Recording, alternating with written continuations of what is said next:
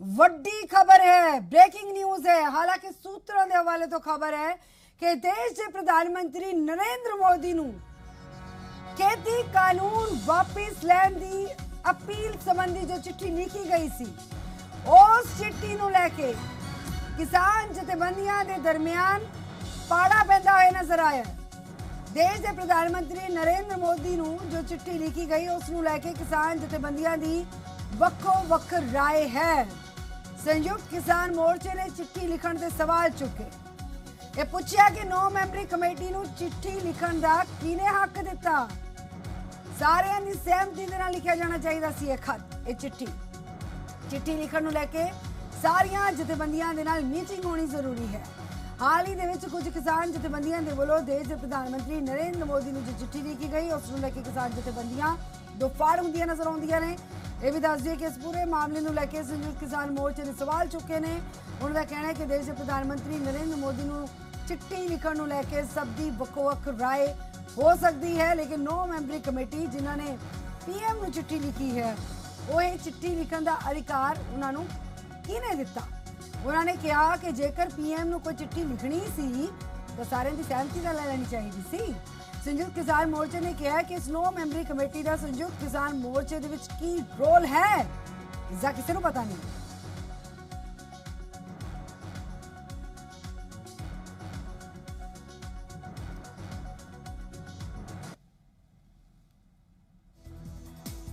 तो एक बार फिर तो दस दिए कि देश के प्रधानमंत्री नरेंद्र मोदी ने जो चिट्ठी लिखी गई है उस चिट्ठी को लैके किसान जथेबंदियां दो फाड़ होंदियां नजर आउंदियां ने। संयुक्त किसान मोर्चे के वल्लों एतराज जाहिर किया गया है और सवाल किया गया है कि 9 मैंबरी कमेटी नूं किने अधिकार दिता इस तरह की चिट्ठी लिखण दा, क्योंकि चिट्ठी लिखण तो पहला सारियां जथेबंदियां दे नाल गलबात होनी जरूरी सी, उन्हां दी राय मशवरा लेना जरूरी सी, एक टेबल टॉक होनी जरूरी सी ताकि तमाम जथेबंदियां एक मत हो के कोई विचार कर दियां। उस तो बाद ही कोई चिट्ठी लिखी जानी चाहिए सी, उस तो बाद ही कोई चिट्ठी लेके प्रधानमंत्री तक भेजी जानी चाहिए सी।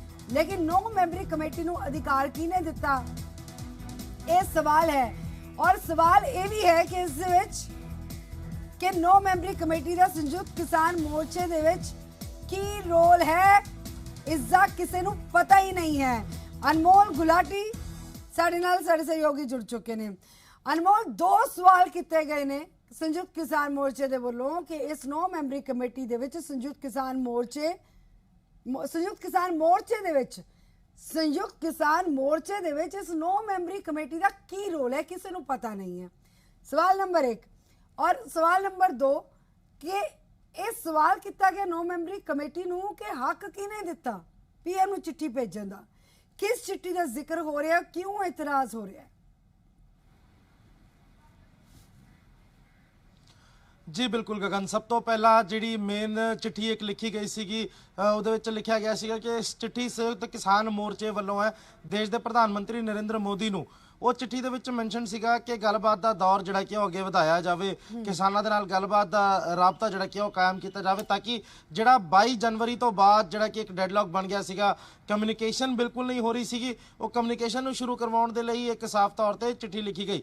लेकिन हुण जेकर गल कीती जाए किसान आगूआं दी तो किसान आगूआं वालों साफ तौर पर कहा गया कि चिट्ठी जिहड़ी लिखी गई है ये उस 9 मैंबरी कमेटी वालों लिखी गई है जिहड़ी कि काफ़ी दिन पहला काफ़ी समा पहला जदों धरना शुरू होया सीगा उदों ये 9 मैंबरी कमेटी बनाई गई सी, लेकिन कोई कारगुजारी इस 9 मैंबरी कमेटी की बिल्कुल भी नज़र नहीं आई। भावें मीटिंग्स की गल की जाए, भावें संयुक्त किसान मोर्चे की आपस की मीटिंग की गल की जाए, या फिर सरकार दे नाल जिहड़ी राबता कायम करने की गल की जाए, उहदे विच भी जिहड़ी 9 मैंबरी कमेटी है इहदे वल्लों कोई अपनी रोल जिहड़ा कि नहीं अदा किया गया।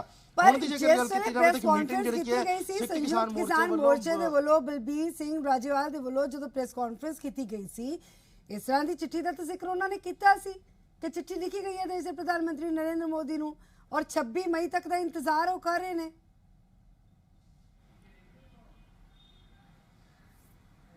जी बिल्कुल साफ तौर पे चिट्ठी ਜਿਹੜੀ ਕਿ ਲਿਖੀ ਗਈ ਹੈ ਲੇਕਿਨ ਜਿਹੜਾ ਇਹਦੇ ਵਿੱਚ ਖਦਸ਼ਾ ਸਾਹਮਣੇ ਆਇਆ ਉਹ ਇਹ ਹੈ ਕਿ ਜਿਹੜੀ 9 ਮੈਂਬਰੀ ਕਮੇਟੀ ਹੈ ਉਹਨਾਂ ਦਾ ਕਹਿਣਾ ਹੈ ਜਿਹੜੇ ਬਾਕੀ ਕਿਸਾਨ ਆਗੂ ਹੈ ਜਿਨ੍ਹਾਂ ਵੱਲੋਂ ਅਜੇ ਚਿੱਠੀ ਲਿਖੀ ਗਈ ਹੈ ਉਹਨਾਂ तमाम ਕਿਸਾਨ ਆਗੂਆਂ ਦਾ ਸਾਫ ਤੌਰ ਤੇ ਕਹਿਣਾ ਹੈ ਕਿ 9 ਮੈਂਬਰੀ ਕਮੇਟੀ ਜਿਹੜੀ ਸੀਗੀ ਉਹਨਾਂ ਵੱਲੋਂ ਰਾਬਤਾ ਨਹੀਂ ਕਾਇਮ ਕੀਤਾ ਗਿਆ ਉਹਨਾਂ ਵੱਲੋਂ ਕੋਈ ਡਿਸਕਸ਼ਨ ਨਹੀਂ ਕੀਤੀ ਗਈ ਬਿਨਾਂ ਕਿਸੇ ਡਿਸਕਸ਼ਨ ਦੇ ਬਿਨਾਂ ਕਿਸੇ ਗੱਲਬਾਤ ਦੇ ਜਿਹੜੀ ਕੀ ਹੈ ਇਹ ਚਿੱਠੀ ਲਿਖੀ ਗਈ ਹੈ ਜੇਕਰ ਗੱਲ ਕੀਤੀ ਜਾਵੇ ਚਿੱਠੀ ਬਾਰੇ ਤਾਂ ਚਿੱਠੀ ਨੂੰ ਤੋਂ ਕਿਸੇ ਨੂੰ ਵੀ ਇਤਰਾਜ਼ ਨਹੀਂ ਹੈ ਲੇਕਿਨ ਸਾਫ਼ ਤੌਰ ਤੇ ਇਤਰਾਜ਼ ਇਸ ਚੀਜ਼ ਦੇ ਉੱਤੇ ਆ ਰਿਹਾ ਕਿ 9 ਮੈਂਬਰੀ ਕਮੇਟੀ ਵੱਲੋਂ ਬਿਨਾਂ ਪੁੱਛੇ ਬਿਨਾਂ ਕੋਈ ਪਰਮਿਸ਼ਨ ਲਏ ਬਿਨਾਂ ਕਿਸੇ ਅਥਾਰਟੀ ਤੋਂ ਇਹ ਚਿੱਠੀ ਜਿਹੜੀ ਕਿ ਲਿਖੀ ਗਈ ਜਿਸ ਦੇ ਉੱਤੇ ਹੁਣ ਨਾਰਾਜ਼ਗੀ ਜਿਹੜੀ ਕਿ ਹੁਣ ਜਤਾਈ ਜਾ ਰਹੀ ਹੈ तमाम किसान आगुओं ਵੱਲੋਂ ਕਿਸਾਨ ਆਗੂਆਂ ਦਾ ਇਹ ਕਹਿਣਾ ਕਿ ਪਹਿਲਾਂ ਬਲਬੀਰ ਸਿੰਘ ਰਾਜੇਵਾਲ ਨੇ ਕੀ ਉਹ ਚਿੱਠੀ ਨਹੀਂ ਸੀ ਪੜ੍ਹੀ ਇਹ ਸਵਾਲ ਇਸ ਲਈ ਹੈ ਕਿਉਂਕਿ ਪ੍ਰੈਸ ਕਾਨਫਰੰਸ ਹੋ ਗਈ ਪ੍ਰੈਸ ਕਾਨਫਰੰਸ ਦੇ ਵਿੱਚ ਕਿਹਾ ਗਿਆ ਕਿ ਪੀਐਮ ਨੂੰ ਚਿੱਠੀ ਲਿਖੀ ਗਈ ਹੈ ਔਰ ਚਿੱਠੀ ਦੇ ਵਿੱਚ ਕੀ ਕੁਝ ਲਿਖਿਆ ਗਿਆ ਹੈ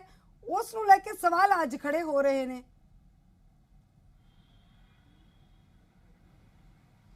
जी बिल्कुल गगन जेकर बलबीर सिंह राजेवाल होना की गल की जाए तो उन्होंने वालों जरूर चिट्ठी पढ़ी गई सी लेकिन सब तो पहली गल जी स्टेटमेंट कल रिलीज़ की गई है वो बलबीर सिंह राजेवाल का नाम नहीं है ना बिल्कुल भी नहीं है पहली गल दूजी गल ये कि साफ तौर पर जेकर गल की जाए इस कमेटी की तो कमेटी वालों जी चिट्ठी जारी कर दी गई लेकिन बाकी तमाम जो किसान आगू ने उन्होंने बाद च पता लगता जो चिट्ठी रिलीज़ हो जाती है उन्होंने साफ तौर पर कहना है कि जेकर चिट्ठी भेजनी सी चिट्ठी नाल कोई प्रॉब्लम नहीं सी लेकिन साफ तौर पर जी नाराज़गी सामने आ रही है वो ये नाराज़गी सामने आ रही है कि जी 9 मैंबरी कमेटी है उन्होंने सारिਆਂ ਨਾਲ एक बार राय जरूर लैनी चाहिए सी जी तमाम जथेबंदियां ने 32 किसान जथेबंदियां पंजाब दे विच ने उन्हां दे नाल जरूर एक बार गलबात करनी चाहिए सी उन्हां दी भी राय लैनी चाहिए सी कि ताकि सारिਆਂ दी राय दे नाल चिट्ठी जांदी हुण चिट्ठी जिहड़ी की है 9 मैंबरी कमेटी वालों अपने आप जारी कर दी गई अपने आप ही मीडिया दे विच भी पब्लिश कर दी गई ते नाल दे नाल देश के प्रधानमंत्री नूं भी भेज दी गई चिट्ठी नाल किसी नूं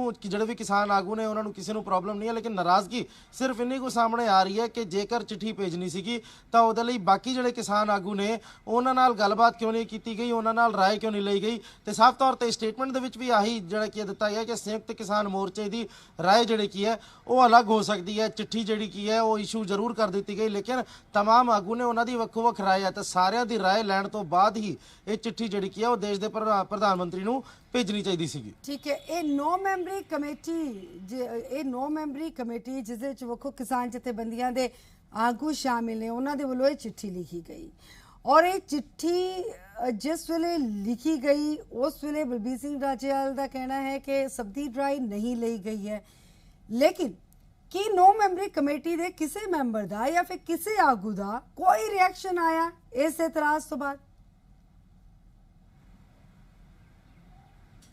जी बिल्कुल सब तो पहला गगन जी स्टेटमेंट जारी की गई है एतराज़ नूं लैके उहदे विच बलबीर सिंह राजेवाल का नां जिहड़ा कि मैंशन नहीं सीगा जिहड़े बाकी किसान आगू ने उन्हां दा नां जिहड़ा कि गल की जावे रुलदू सिंह मानसा दी या फिर बुरज जेकर होर जिहड़े भी तमाम किसान आगू सीगे उन्हां दी लिस्ट दे विच जिहड़ा कि है बलबीर सिंह राजेवाल होना दा नां बिल्कुल भी मैंशन नहीं सीगा लेकिन जेकर गल की जावे चिट्ठी दी है 9 मैंबरी कमेटी वालों जिहड़ी चिट्ठी लिखी गई इहदे उत्ते राय जिहड़ी की है तमाम जिहड़े बाकी किसान आगू ने उन्होंने वालों नहीं लिखी वो नहीं ली गई इस चीज़ के उत्ते नाराज़गी जिहड़ी है वो किसान आगुओं वालों जताई जा रही है किसान आगुओं का साफ तौर पर कहना है कि जेकर 9 मैंबरी कमेटी जिहड़ी कि बनाई गई है तालमेल के लिए बनाई गई है तो उस तालमेल नूं जेकर अगे वधाना है तो उहदे लई बाकियां दी राय भी लेनी जरूरी है तो राय जिहड़ी की है वो नहीं ली गई सिर्फ इस चीज़ के उत्ते खदशा जिहड़ा की है वो कुछ किसान आगुओं वालों जताया गया बिल्कुल अगर इसी चीज़ नूं लैके दो फाड़ भी होणगियां किसान जथेबंदियां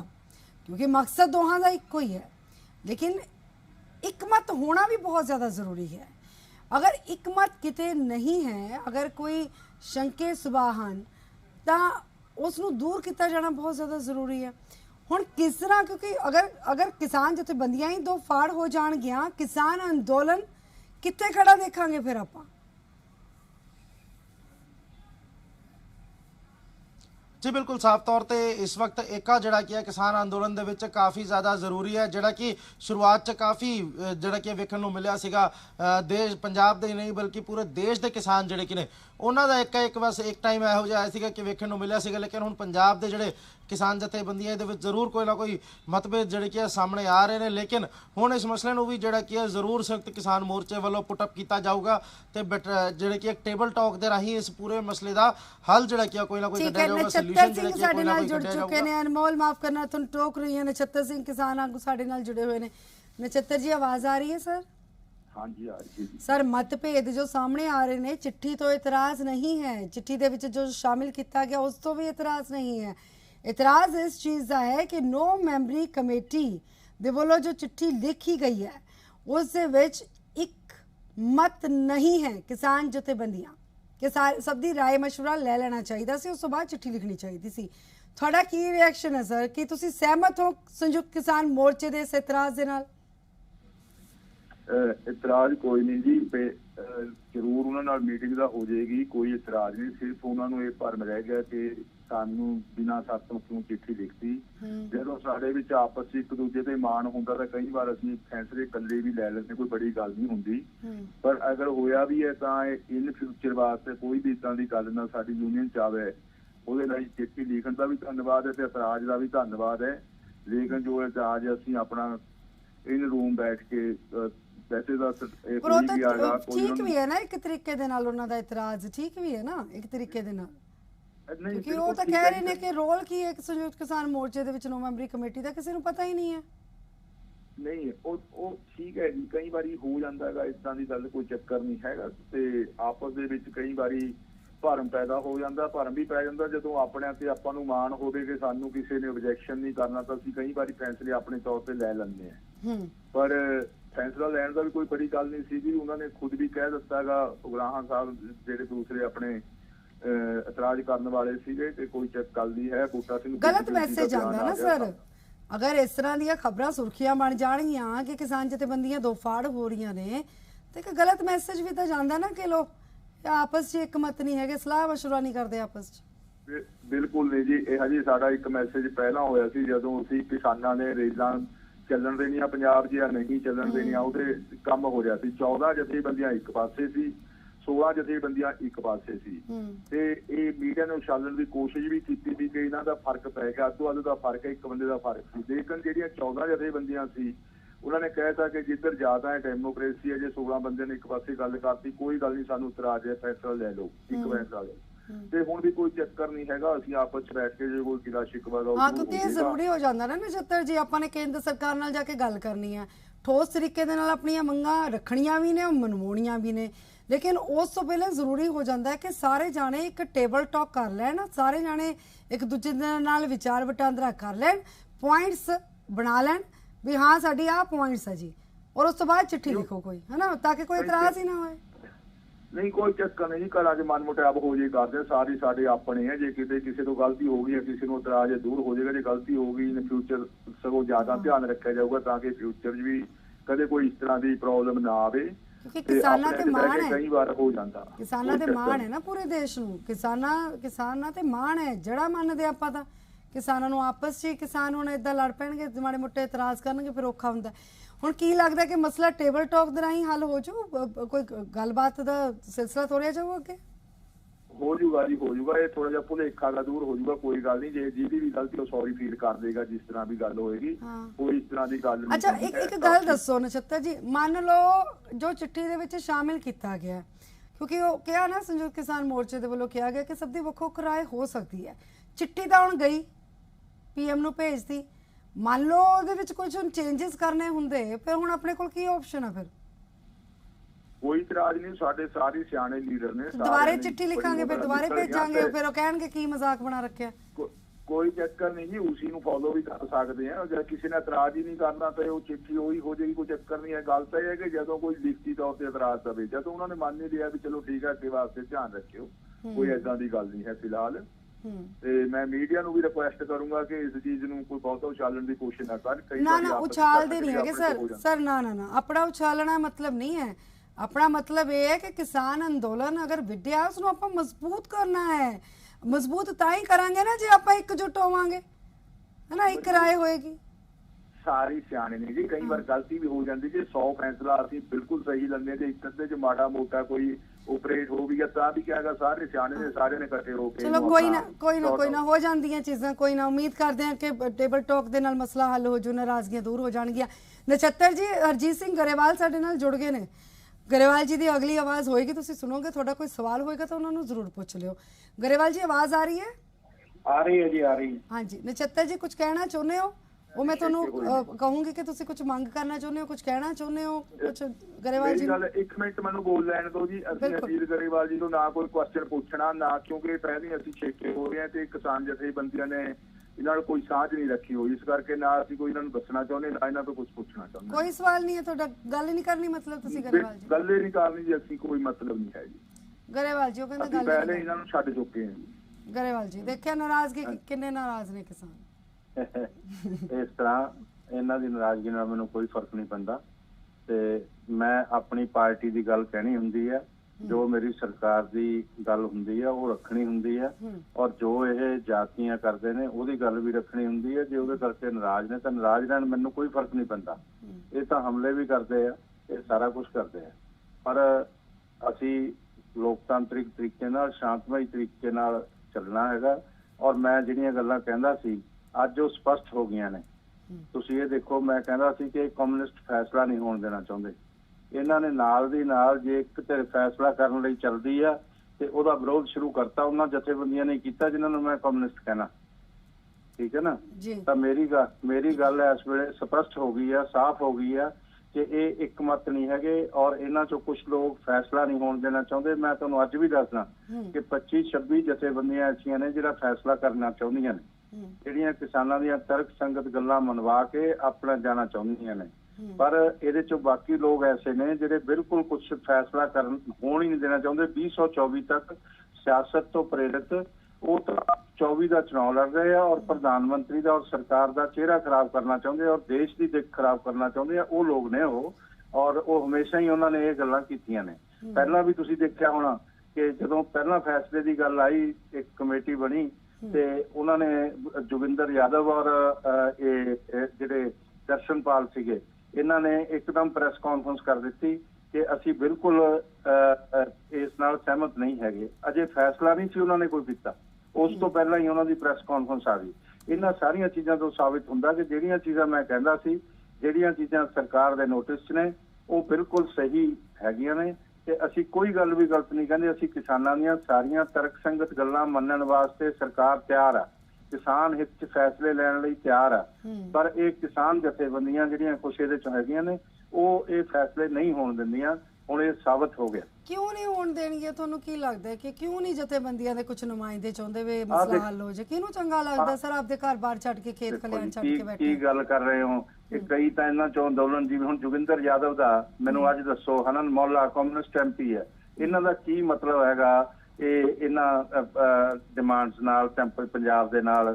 ਤੇ ਉਹ ਪਹਿਲਾਂ ਹੀ ਬੋਲ ਦਿੰਦੇ ਆ। ਔਰ ਹੁਣ ਇਹ ਜਿਹੜੇ ਲੋਕ ਬੈਠੇ ਆ ਜਿਨ੍ਹਾਂ ਨੇ ਇਹ ਫੈਸਲਾ ਕੀਤਾ ਕਿ ਵੀ ਅਸੀਂ ਇਸ ਲੈਟਰ ਨਾਲ ਸਹਿਮਤ ਨਹੀਂ ਹੈਗੇ, ਲਿਖਣਾ ਨਹੀਂ ਚਾਹੀਦਾ ਸੀ, ਉਹ ਕੌਣ ਨੇ? ਨਹੀਂ ਉਹ ਕਹਿੰਦੇ ਜਿਹੜਾ ਕੁਝ ਲੈਟਰ ਦੇ ਵਿੱਚ ਸ਼ਾਮਿਲ ਹੈ ਉਸ ਤੋਂ ਇਤਰਾਜ਼ ਨਹੀਂ ਹੈ ਉਹਨਾਂ ਨੂੰ। ਉਹ ਕਹਿੰਦੇ ਸਾਨੂੰ ਬਿਠਾਇਆ ਨਹੀਂ ਨਾਲ, ਜਿਹੜੇ ਜਦੋਂ ਚਿੱਠੀ ਲਿਖੀ ਇਹਨਾਂ ਨੇ ਉਹ 9 ਮੈਂਬਰੀ ਕਮੇਟੀ ਬਣਾਈ ਹੈ। ਮੰਗਾਂ ਉਹਨਾਂ ਦੀਆਂ ਉਹੀ ਨੇ ਵੀ ਖੇਤੀ ਕਾਨੂੰਨ ਰੱਦ ਕਰੋ ਔਰ 26 ਮਈ 6 ਮਹੀਨੇ ਹੋ ਜਾਣੇ ਆ, ਫਿਰ ਕਾਲੇ ਦਿਵਸ ਵਜੋਂ ਮਨਾਇਆ ਜਾਓ। ਗੱਲ ਸੁਣੋ, ਇਹਨਾਂ ਨੇ ਉਹ 9 ਮੈਂਬਰੀ ਕਮੇਟੀ ਬਣਾਈ ਹੈ, ਅਸੀਂ ਤਾਂ ਨਹੀਂ ਬਣਾ ਕੇ ਆਏ।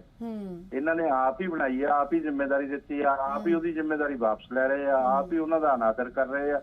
ਅਸੀਂ ਤਾਂ ਨਹੀਂ ਕਰ ਰਹੇ, ਅਸੀਂ ਤਾਂ ਕੁਝ ਨਹੀਂ ਕਹਿ ਰਹੇ। ਲੋਕ ਕਹਿੰਦੇ ਉਹ ਨਛੱਤਰ ਜੀ ਵੀ ਕਹਿੰਦੇ ਕੋਈ ਨਾ ਟੇਬਲ ਟਾਕ ਹੋ ਜਾਊ, ਆਪਾਂ ਮਸਲਾ ਨਾਰਾਜ਼ਗੀਆਂ ਦੂਰ ਕਰ ਲਾਂਗੇ।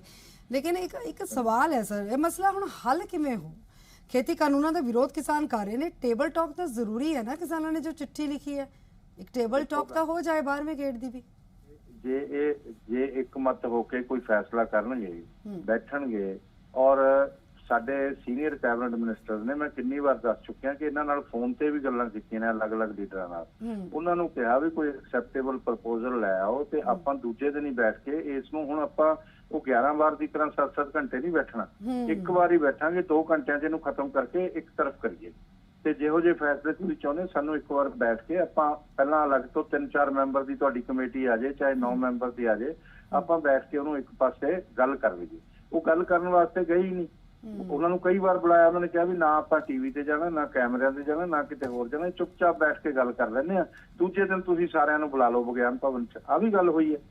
ਇਹ ਤਾਂ 2-3 ਮਹੀਨੇ ਹੋ ਗਏ ਲਗਾਤਾਰ ਇਹ ਗੱਲਾਂ ਹੁੰਦੀਆਂ ਨੂੰ। ਇਹ ਪਤਾ ਕੀ ਕਹਿੰਦੇ ਨੇ ਅੱਗੇ ਜਿਹੜੇ ਕਿਸਾਨ ਲੀਡਰ ਨਾਲ ਗੱਲ ਕਰਦੇ ਆ, ਉਹ ਕਹਿੰਦੇ ਜੀ 2 ਦਿਨ 'ਚ ਅਸੀਂ ਸਲਾਹ ਕਰਕੇ ਦੱਸਾਂਗੇ। ਉਹ ਸਲਾਹ ਤੱਕ ਨਹੀਂ ਹੋਈ। ਠੀਕ ਹੈ ਗਰੇਵਾਲ ਜੀ, ਬਹੁਤ ਬਹੁਤ ਸ਼ੁਕਰੀਆ ਸਰ ਆਪਣੇ ਵਿਚਾਰ ਸਾਡੇ ਨਾਲ ਰੱਖਣ ਦੇ ਲਈ। ਨਛੱਤਰ ਜੀ ਵੀ ਜੁੜੇ ਸਨ, ਕਿਸਾਨ ਲੀਡਰ। ਨਾਰਾਜ਼ਗੀ ਹੈ ਉਹਨਾਂ ਦੀ ਵੀ ਸੈਂਟਰ ਗਵਰਨਮੈਂਟ ਨੂੰ ਲੈ ਕੇ, ਨੀਤੀਆਂ ਨੂੰ ਲੈ ਕੇ। ਬਹੁਤ ਬਹੁਤ ਸ਼ੁਕਰੀਆ ਨਛੱਤਰ ਜੀ ਤੁਹਾਡਾ ਵੀ ਆਪਣੀ ਗੱਲਬਾਤ ਰੱਖਣ ਦੇ ਲਈ। ਔਰ ਅਨਮੋਲ ਗੁਲਾਟੀ ਸਾਡੇ ਨਾਲ ਜੁੜੇ ਹੋਏ ਸਨ। ਅਨਮੋਲ ਤੁਹਾਡਾ ਵੀ ਸ਼ੁਕਰੀਆ।